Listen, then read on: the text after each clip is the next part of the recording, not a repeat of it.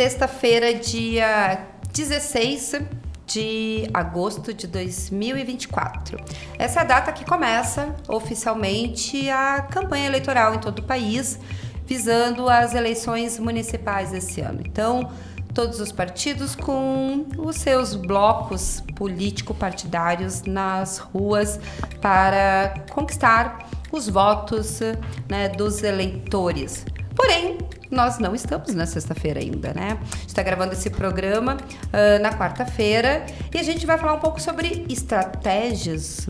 Uma vez que essa corrida, vou fazer uma breve metáfora com as Olimpíadas, que terminaram agora há pouco, é uma corrida de 45 dias, né? Então, cada candidato, de acordo com as suas condições financeiras, o próprio objetivos, né, adotam estratégias diferentes. A gente vai falar um pouquinho mais sobre isso na corrida pela Prefeitura de Porto Alegre. Meu nome é Maureen Xavier, eu sou editora de política aqui do Correio do Povo e esse é o podcast Matriz. Sobe a trilha.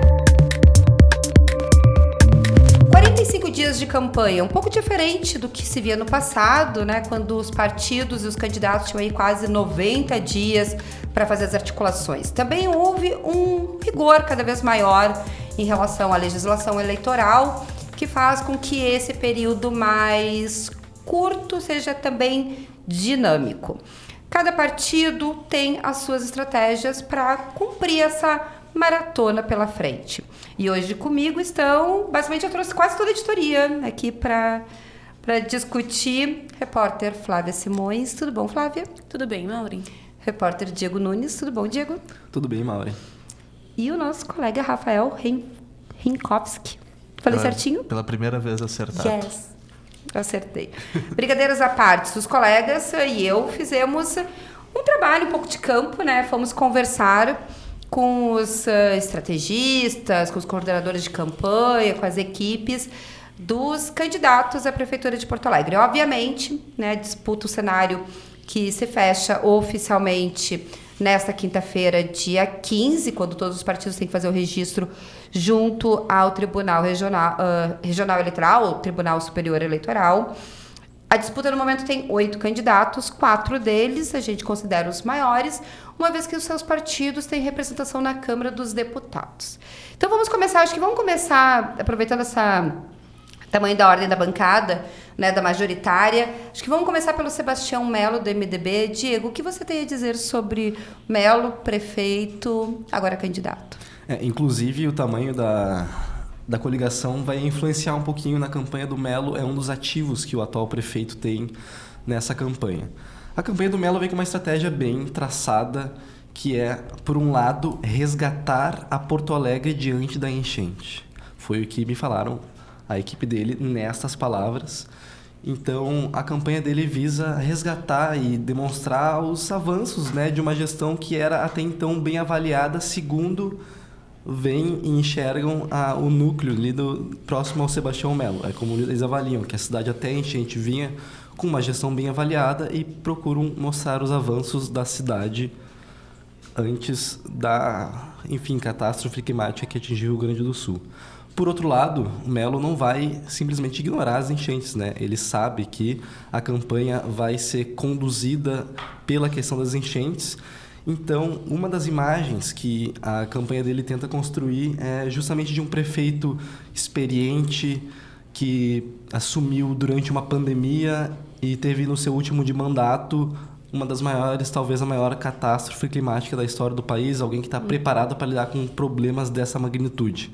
Essa é a imagem que a campanha pretende construir, de um gestor sólido, um gestor que conhece os problemas da cidade e sabe por onde começar essa reconstrução que todos esperamos para a nossa cidade. Tem um ponto que eu acho que é interessante quando a gente vê o Sebastião como candidato, é o fato dele estar ainda no cargo, exercendo o cargo, né? Porque ele poderia, por exemplo, se licenciar, uma coisa até que chegou a ser ventilada, mas nos bastidores muitos apostam que o próprio prefeito não vai querer, né, sair. Isso vai acabar atrapalhando ou traz um complemento a mais para os estrategistas no sentido de um pouco de falta de tempo, basicamente? Falta de tempo e abundância de tempo são, paralelamente, é um desafio, opa, né? É um dueto. Como tu citou, eu acho que até seria melhor uma corrida com obstáculos essa campanha, porque todos os candidatos têm as suas dificuldades, as suas limitações. Sim, o tempo será um dificultador do Sebastião Melo, porque ele vai continuar na gestão, ele precisa fazer campanha, e por mais que ele tenha bastante tempo de gravação, aliás, bastante tempo de TV, ele automaticamente também vai ter muito tempo de gravação. E por mais que ele tenha uma coligação bastante robusta, ele não vai conseguir estar presente com todos os candidatos a vereadores, fazer todos os lançamentos dos comitês dos seus candidatos. Então, ele vai trabalhar com essas dificuldades também. Só para o nosso ouvinte ficar inteirado, oficialmente não foram divulgados ainda todo o tempo que cada um dos candidatos terá do horário eleitoral gratuito de TV e rádio, e para além apenas daquele momento também tem as inserções, que tem um contingente bem grande. Na eleição desse ano, das 8 candidaturas, apenas 3 terão acesso, né, e vão dividir, e desse bolo de 10 minutos, o Melo deve ter um tempo bem considerável por causa da sua ampla coligação, né, Diego? Uma coligação de 8 partidos e a campanha pretende explorar bastante esses 8 partidos, porque eu acabei de contar ali, são 284 candidatos a vereadores dos 8 partidos que englobam a Aliança do Melo.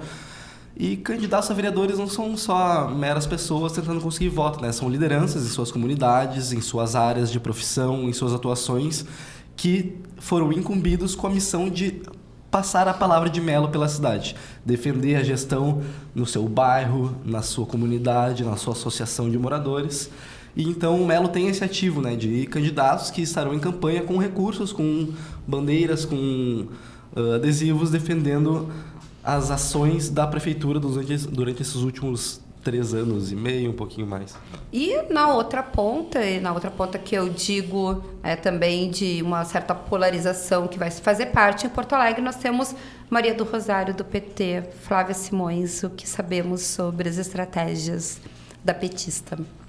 Sabemos principalmente que eles não querem a polarização.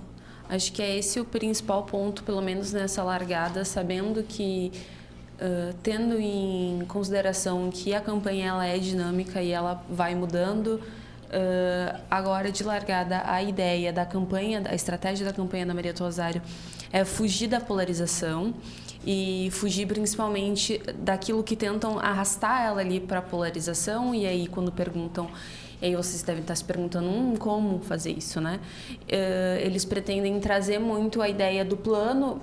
Fizeram um plano de governo audacioso, que eu diria assim, porque é um plano de governo que eles apontam que são para 10 anos, é um plano de gestão para a cidade para 10 anos, focado em 3 principais eixos. As enchentes elas vão estar bem presentes, assim como devem estar, assim como o Diego comentou, que vão estar presentes na do Melo e deve estar nas eleições no geral, vão estar na da Maria do Rosário. Um desenvolvimento social e econômico da cidade, né? Mas um desenvolvimento consciente e a qualidade do serviço. Basicamente é um plano de ação, um plano de governo voltado nesses 3 eixos e que ele deve ser difundido, digamos assim, espalhado pela cidade, e a estratégia é mostrar que o PT vem preparado, vem com esse plano, que a Maria do Rosário não é só o Lula, eles vão defender uma agenda nacional e os feitos que o Lula, enfim, que o governo federal fez para o Rio Grande do Sul e para Porto Alegre, mas a questão não é a tentativa vai ser não reduzir a candidata somente ao governo federal, né? E essa é a principal estratégia de campanha agora. É interessante pensar, inclusive, que nessa sexta-feira, né, dia 16, exatamente no primeiro dia de campanha, o presidente estará no Rio Grande do Sul. A gente comenta um pouquinho mais sobre isso depois, cumprindo a agenda. E oficialmente nenhuma das agendas oficiais do presidente, a candidata Maria do Rosário vai poder estar em função da legislação, né? Mas deve acontecer algum, talvez, cruzamento aí de agendas. Não temos uma confirmação ainda, mas provavelmente deve acontecer algum encontro. O que sabemos é que ela vai meio-dia, se eu não me engano, no Glênio Pérez, ali tem um ato alargado oficial da campanha, onde começa, assim, é o start, digamos assim. Porque a ideia da campanha é a enchente, ela deve se fazer presente não só enquanto tema, a ser falado em material de campanha, em debate, em entrevista, mas também nos territórios, assim.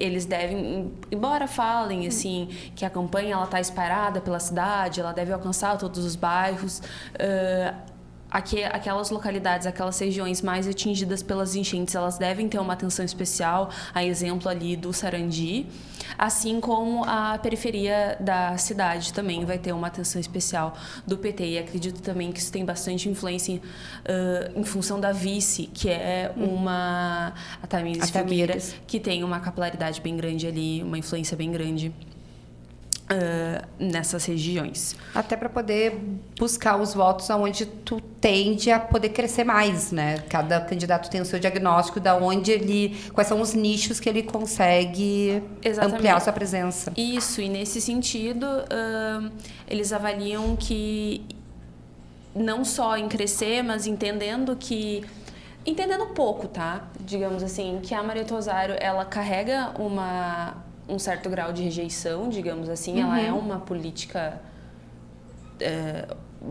histórica, né, do PT no Estado. Com trajetória e automaticamente com rejeição. Exatamente. É mais conhecida, mas também tem mais rejeição, né? Mas essa rejeição não é o foco agora, tentar reduzir isso, até porque eles surfam na onda, digamos assim, da rejeição que o Melo vem colhendo em função das enchentes. Então, digamos que a principal dificuldade, elencam, é mobilizar a militância, digamos assim.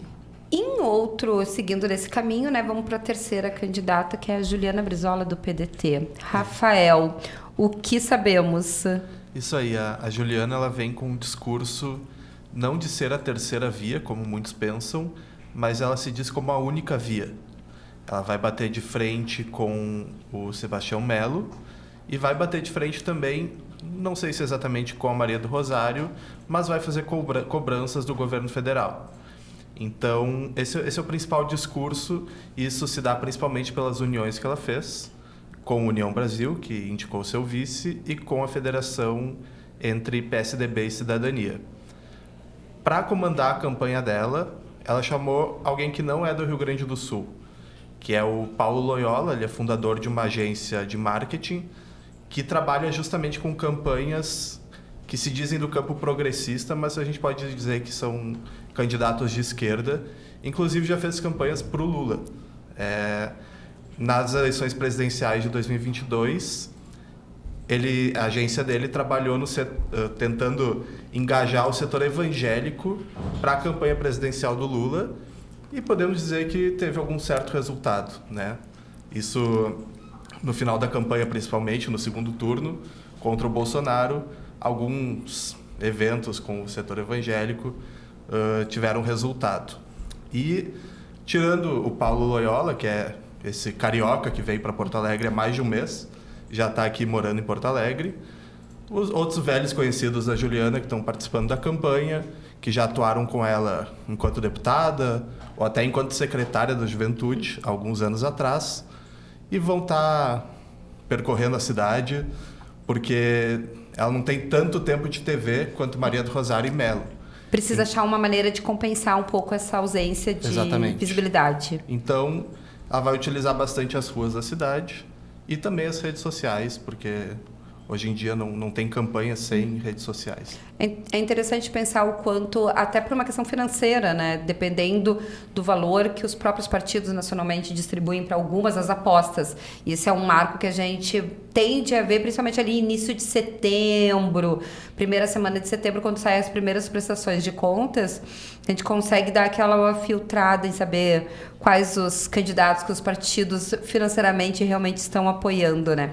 Acho interessante essa questão das redes sociais para compensar a visibilidade, porque tem aqueles candidatos que não têm nem horário, né, nem espaço no programa de rádio e TV, e também não tem estatura o seu partido, né? São partidos menores, tanto que não tem representação na Câmara dos Deputados. Mas tem um partido, tem um candidato que fica quase no meio termo. Ele não tem acesso ao horário eleitoral, mas ele tem representação. Felipe Camozzato, Flávia Simões, voltamos para ti. O que você sabe sobre o Felipe Camozzato e as suas estratégias? O Camozzato, ele, bem como tu comentou, ele não tem tempo de TV, né? O Novo não atingiu os números necessários ali na Câmara dos Deputados, no Congresso Nacional, para conseguir tempo de TV. Então, digamos assim, até dia 30... Dia 30 começa a propaganda de Sim, 30 dias. Propaganda de TV. A ideia é focar nas redes sociais e impulsionar as redes sociais e a campanha de rede e a campanha nas ruas para tornar o nome do Camozzato ainda mais conhecido, digamos assim, entre os porto-alegrenses. Porque a ideia é... o Camozzato, ele já tem um bom alcance nas redes, né? Por exemplo, dando uma olhada ali nas redes sociais, ele não tem números tão bons quanto o da Rosário ou do Melo, mas ele tem números superiores ao da Juliana, por exemplo. E ele é um deputado em mandato. Então, a ideia é impulsionar as redes sociais dele, e isso usa nos números do Instagram, tá? Impulsionar as redes sociais, impulsionar eventos de rua. Ele também deve estar bastante presente em lançamentos de comitê ali junto com os vereadores. O Novo presta bastante atenção para isso, para tornar o nome do Camozzato um nome conhecido. Eles dão... o Camozzato também é convidado para os debates, né? O que facilita para que as pessoas conheçam o nome dele, para que quando começar o programa eleitoral no rádio e na TV... O eleitor que veja ali os três, o nome da Maria do Rosário, o nome de Sebastião Melo, o nome da Juliana Brizola, se lembre, não, tem mais um, tem o Felipe Camozzato. Então, nessa largada, no inicial, essa é a principal estratégia. A gente estava falando dessa parte de recursos, né? Então, vamos olhar para os chamados nanicos, né? Que são esses partidos um pouco menor. Eu dei uma conversada com o pessoal da campanha do Carlos Alan, do PRTB.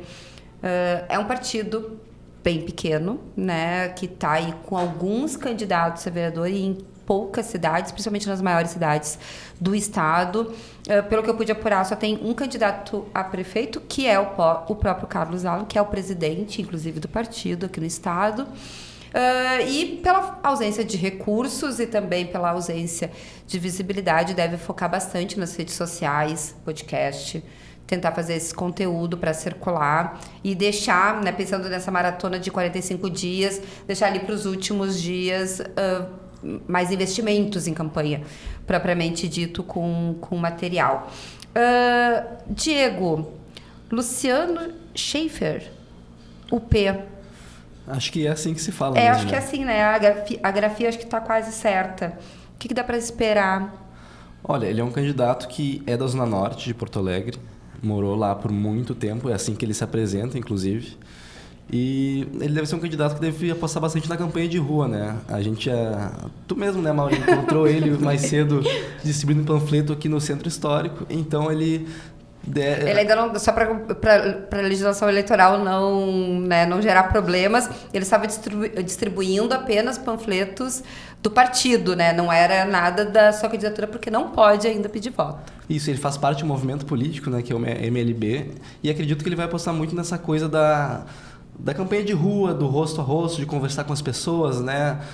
Tentar, de alguma forma, construir o nome dele, justamente pela sua vivência nas comunidades, na periferia. Ele é morador do Sarandi há bastante tempo, foi um local bastante atingido pelas enchentes, né, que até agora luta para se recuperar e se reconstruir.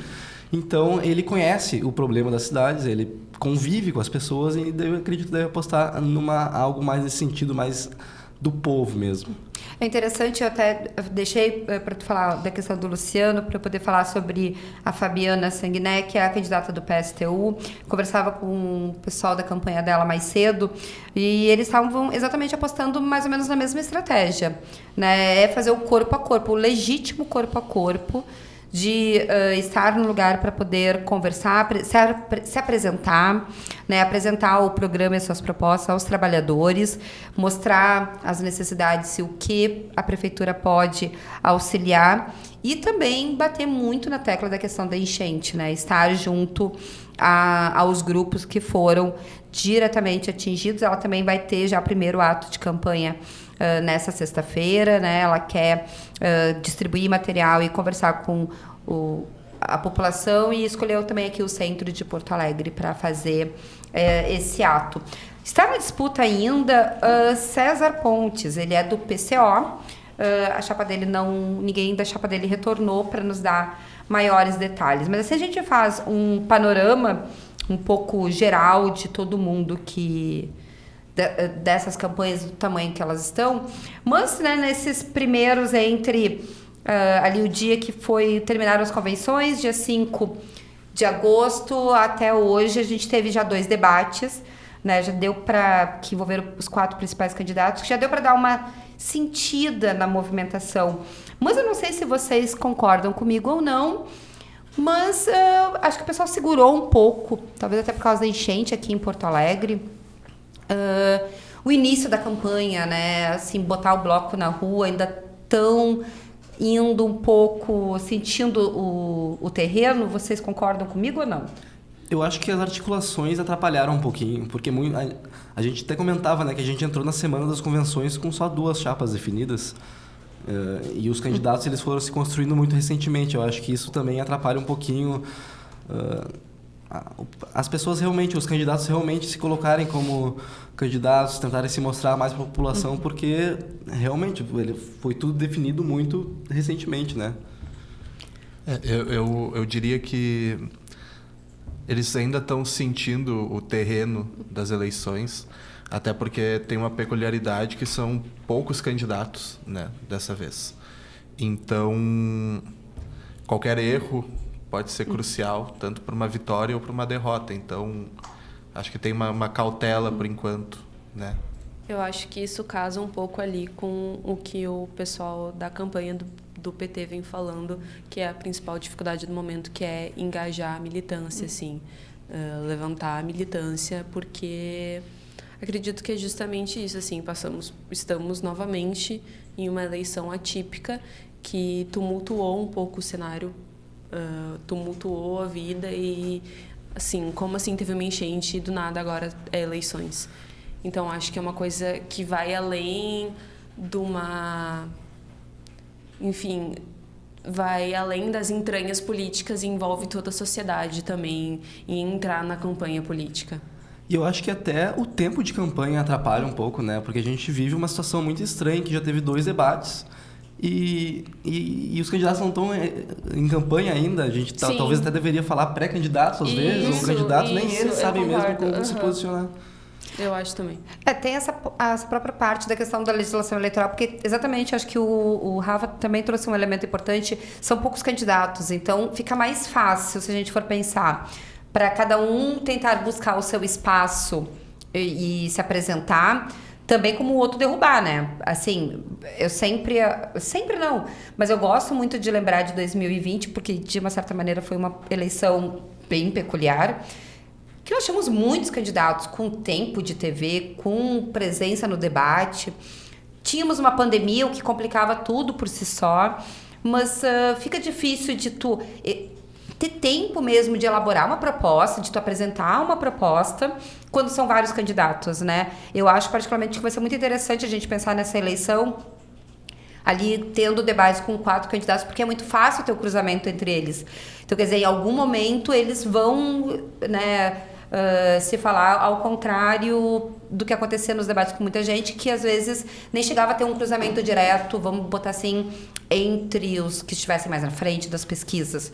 Enfim, acho que acaba sendo... E também tem um receio disso, né? Se tu faz uma coisa errada e cai, talvez não dá nem tempo de se recuperar. Sim. E os candidatos, inclusive, estão reclamando do formato dos debates que estão sendo trazidos, porque é uma eleição que, mais do que nunca, o eleitor quer propostas concretas, e 1 minuto, 2 minutos para tu falar uma proposta para Porto Alegre tem sido muito pouco. Então, o eleitor tem que procurar outras maneiras de entender como aquele candidato, o que ele quer fazer, né, para a cidade de fato. E aproveitando para fazer um comentário ao relato da Flávia sobre o Camozato, que eu também falei com pessoas próximas da campanha deles, e eles ficaram muito satisfeitos com a dinâmica do último debate, o primeiro feito em televisão, porque acabou sendo uma dobradinha, né, entre Camozzato e Melo, depois entre Maria do Rosário e Juliana Brizola, que foi, claro, definido por sorteio e, segundo me relataram, né, o Camozzato teria sido o único candidato a falar, não, peraí, de repente vamos refazer, vamos mudar a hora, de repente refazer o sorteio, mas as outras 3 campanhas não quiseram e preferiram deixar assim. E o que a gente se viu não foi um confronto de ideias, que é onde o Camozzato ele pode crescer, né? Visto que ele não tem tempo de TV e ele é um político que gosta desse confronto. A gente já viu isso na Assembleia e na Câmara Municipal. E ficou basicamente uma propaganda eleitoral intercalada, né? Em que cada um passando a bola pro outro. Cada um falava a sua proposta em 1 minuto, depois o outro falava a sua proposta numa réplica em 1 minuto e meio, enfim, ficou meio Achar debates, ou formatos de debates ainda é um desafio muito grande, porque a gente ainda vem, né, com Isso não é só de Porto Alegre, né? Eu acho que eu pondero de uma maneira geral. Mas a gente ainda vem daquela época de debates de televisão, em que todo mundo parava para assistir, e daí aqueles momentos eram momentos extremamente relevantes. Hoje, muitas vezes, os próprios candidatos, e acho que São Paulo está dando um exemplo bem ruim nesse sentido, tu vai ali e tu faz o teu take, que é o take que tu quer para te usar nas redes sociais, para tu aparentar ser uma coisa, né, aparentar ou reforçar uma imagem, e que muitas vezes não é o confronto de ideias e até o questionamento, né, de ideias, porque isso que daqui a pouco vai ser o que o eleitor quer, mas também a gente sabe que parte da população quer ver o confronto quase de vias de fato, né? E que, diga-se de passagem, para quem acompanha o legislativo, como a gente, sabe que muitas vezes esses takes para redes sociais, eles são muitas vezes feitos em tribuna, assim. Poucos têm uma discussão de fato, um encaminhamento, né, de fato, do projeto, da matéria, do assunto que está sendo tratado. Isso tanto arrisco dizer que isso acontece mais nas câmaras do que na Assembleia, mas não retiro a Assembleia desse bolo também. Mas, enfim, as redes sociais têm entrado muito nesse meio político e tu tem muita fala em tribuna, que é mais para tirar take para rede social do que, de fato, para discutir o que tem que ser discutido. Exato, e depois fica só na votação, né?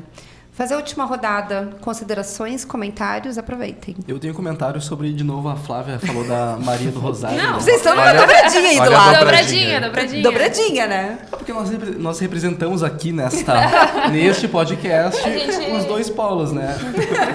Sem polarização. Pois é, porque o Sebastião Melo também não quer polarização, aparentemente. E é esse comentário que eu ia trazer. Tu falou que a Maria do Rosário tá procurando fugir da polarização. Parece que o Melo também tá. Porque as pessoas com quem eu falei da campanha do Melo, eu perguntei, né? Vocês têm uma vice do PL, o Bolsonaro veio aqui para fazer convenção, ele deve servir de cabo eleitoral? E a resposta não foi não, mas foi bem longe do sim também. O Melo tá querendo, ele não está querendo exatamente se descolar da imagem do Bolsonaro, mas ele não quer ter o Bolsonaro ao lado dele. Ele quer realmente fazer uma campanha sobre a cidade, porque, abre aspas, é o que a cidade quer. A campanha do Melo analisa que esse debate de propostas, ao contrário do que a gente está vendo em São Paulo, é o que a cidade busca, porque a cidade vive problemas. Então, ele também parece estar tentando fugir dessa polarização, pelo menos nesse primeiro momento, em primeiro turno. Do lado da Rosário, a frase foi: não vamos cair em provocação, porque, ao que parece, tem as pessoas, os adversários, colocações, têm tentado arrastar mais a candidata para uma do que ela em si tem se colocado neste antro. E quando eu citei a Bettina Worm, ser uma candidata do PL, o que eles me falaram foi o seguinte: olha, isso mostra a estabilidade da cidade. Nós fomos eleitos o MDB com o PL, nós vamos buscar a reeleição o MDB com o PL de novo. Mais na questão da estabilidade mesmo do que numa política ideológica. Eu vou trazer acho que não é um veneno, né? Mas vou trazer só um complemento, assim. Eu acho curioso essa parte de não vamos polarizar, vamos, né, evitar. Na verdade, é uma maneira de tentar ampliar o seu eleitorado fiel. E de uma maneira bem didática, assim, para quem está nos ouvindo. Apesar de que né, são 2 partidos ou 2 grupos políticos que se fortalecem muito com essa polarização, né, porque eles vencem parte do debate que pode ser não o discurso oficial, mas a narrativa interna é exatamente, quanto mais acirrado for, mais eles se retroalimentam, abre aspas, o que aconteceu em 2022, na disputa presidencial, e em muitas capitais, né? E aqui no Rio Grande do Sul foi quase, e né, o governador Eduardo Leite e o presidente da Conab, Edgar Preto, que o digam, né? Porque o primeiro turno foi no quase.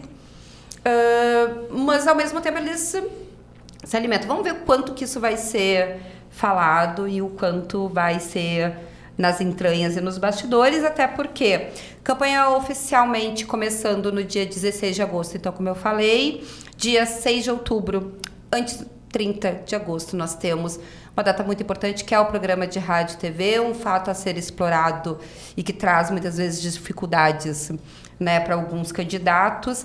6 de outubro, primeiro turno, Porto Alegre, com o seu mais de 1 milhão de eleitores em condições de votarem. A gente vai ter uma ampla cobertura até lá, muito trabalho. Eu disse que eu ia falar do Lula, mas eu vou falar bem rapidinho, porque nós já passamos bastante tempo. O presidente Lula vai estar aqui no estado nessa sexta-feira, vai cumprir 2 agendas principais em Porto Alegre e em São Leopoldo. Em Porto Alegre, ele vai para a Lomba do Pinheiro entregar casas e depois ele vai participar da inauguração do novo complexo do GHC na Zona Norte. Basicamente, as 2 agendas na Zona Norte. E depois ele vai a São Leopoldo, inauguração do viaduto da Charlau e também de um trecho de obra da 290, são algumas entregas, mas essa visita também não é gratuita, né? Ela está acontecendo, o presidente está fazendo uma série de visitas em vários estados, prevendo apoiar alguns candidatos, quer dizer, no período, principalmente de convenções, ele participou de algumas convenções, mas ele também chega no estado no momento que há um acirramento, principalmente das falas do governador Eduardo Leite em relação ao governo federal e as ajudas efetivas para a reconstrução. Minha curiosidade é saber se vai ter um tete-a-tete dos 2 e como é que vai estar o clima. Queria ser uma mosquinha para estar presente. Mas vou agradecer. Flávia, muito obrigada. Diego, obrigada. Rafael, que não vou falar o sobrenome. Rinkowski. Viu? Agora tá pegou. Certo. Agora já foi. Obrigada pela participação de vocês. Valeu. O podcast Matriz fica por aqui. Nós nos encontramos novamente na próxima semana para falar mais sobre as eleições de Porto Alegre e também outros pitacos da política gaúcha. Esse programa tem edição de Thiago Basso. Obrigada pela escuta e até.